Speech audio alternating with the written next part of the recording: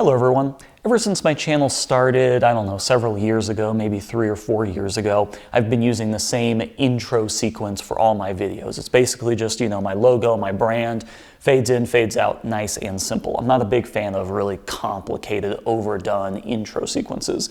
You might have noticed that in the last maybe 6 months or so, I have a new intro sequence, and about a year ago from this date, I actually made that and just kind of silently started using it. So what I wanted to do is make this making of video to show you how I made that new intro sequence because it was actually a cool little project. So let's take a look at the intro sequence.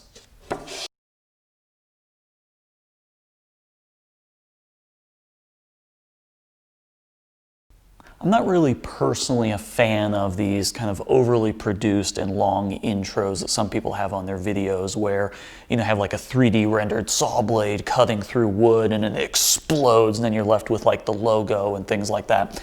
I just really don't like all that fluff and all that complexity. I just want something really simple. So I started thinking about various ideas on what I would do for a logo, and part of me thought I could do kind of like a time lapse of, something being CNC cut or, maybe even like 3D print, but none of those things are really the point of this channel. It's not like a CNC channel. It's not really a machinist channel. It's not really a 3D printing channel. It's just kind of more general making. I just kind of make stuff. That's kind of the point of this channel, is I make stuff and I explain stuff. So I turned to the laser because I figured a lot of people maybe wouldn't really see it as something made with a specific machine, and a lot of people might not even realize that it's an actual physical thing being made. So I wanted to do something practical, i.e. something real, not something that was just CG or 3D animation. And so I came up with the idea of basically laser engraving a time lapse of this logo.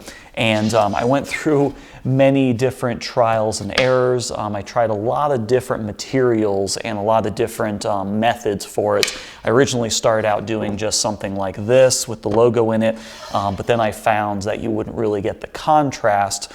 So this is actually just whiteboard material that you can get from Home Depot. So it has kind of a nice glossy surface, and I'll show you this later on in the end. I actually photographed this much larger and then just kind of cropped it in, adjusted it so it looked like it was a pure white background. And you can see I was testing out positioning and a whole lot of other different things. But yeah, let's take a look at the actual process for what it took to make the laser time lapse of this logo creation. Once I cut on this whiteboard type material, I knew that that was the right material to be using and getting the contrast right. I still kind of had to dial in the settings a little bit just to make sure that the contrast looked good and it was the right size.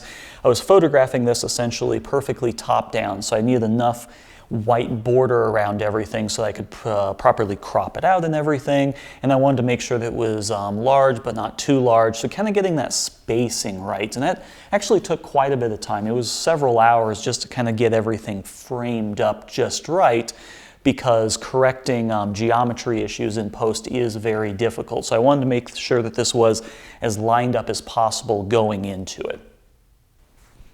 I did a couple test runs, just kind of checking the settings and making sure everything worked right, because it does take a couple hours to do one of these full time lapses just because of all the steps involved.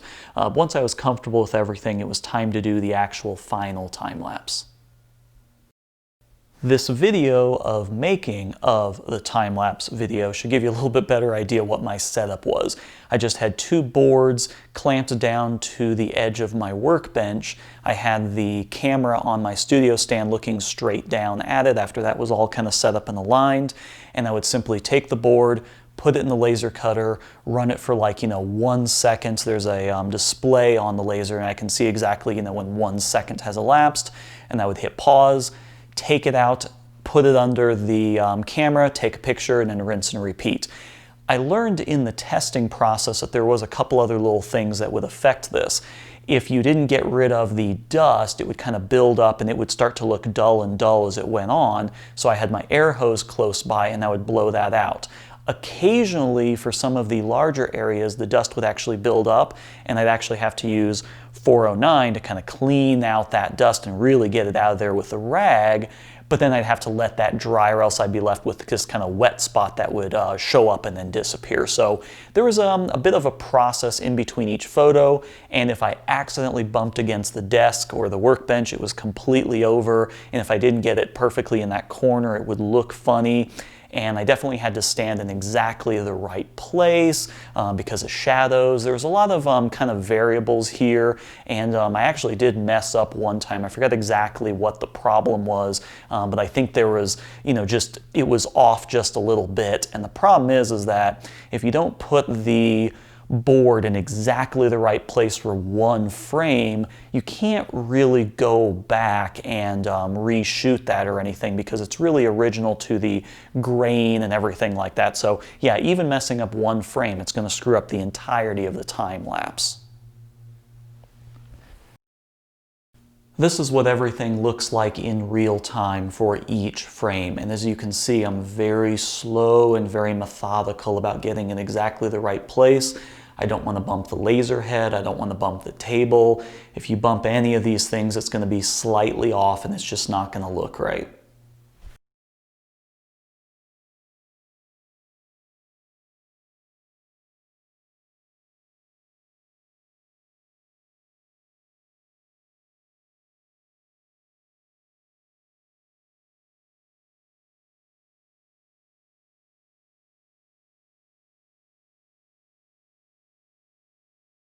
And here's what the final sequence looks like before cropping it and editing all the images. So there you have it. This is the behind the scenes making of for my new intro video clip. Overall, I'm pretty happy with how it turned out. There's still a little bit of flickering and stuff like that, but that is very difficult to get rid of in time lapses. The lighting has to be perfect. Everything has to be just right. And I think it really comes down to that big patch in the bottom where the beard is.